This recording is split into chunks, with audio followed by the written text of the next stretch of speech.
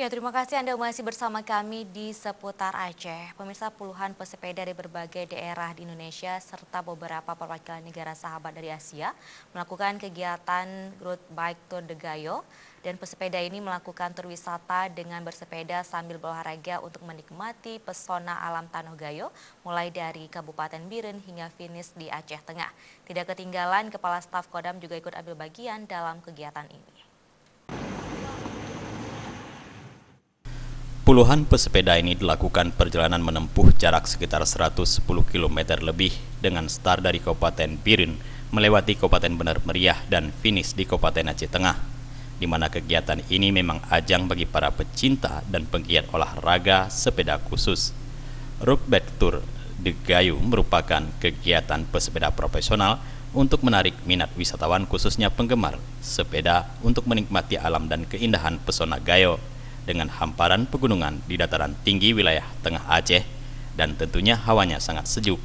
Kegiatan ini juga merupakan dari rangkaian peringatan HUT TNI tahun 2019 yang baru saja berlangsung beberapa waktu lalu, sehingga tak mau ketinggalan Kepala Staf Kodam Iskandar Muda ikut serta dalam memberikan semangat kepada para peserta dalam kegiatan jelajah alam Gayo ini.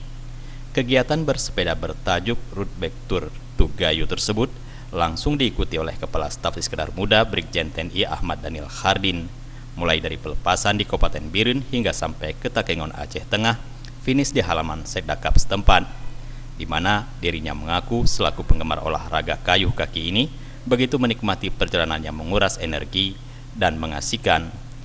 Kasat IM menilai kegiatan ini sangat bagus untuk terus dilakukan setiap tahunnya dalam mengembangkan minat kepariwisataan. Apalagi penggemar sepeda ini notabene-nya begitu besar, baik dalam daerah maupun mancanegara, dan tentunya dengan publikasi yang lebih baik sehingga dapat menarik minat kunjungan terutama bagi para penggemar olahraga sepeda. Hari ini kita melaksanakan etapa 1 Tour de Gayo dari Biren sampai dengan Takengon. Jadi medannya cukup menantang. Mendaftarnya hanya sekitar 30%, 65%-nya itu tertanjakan. Jadi cukup menantang. Dari Aceh Tengah, Tim Liputan Aceh TV melaporkan.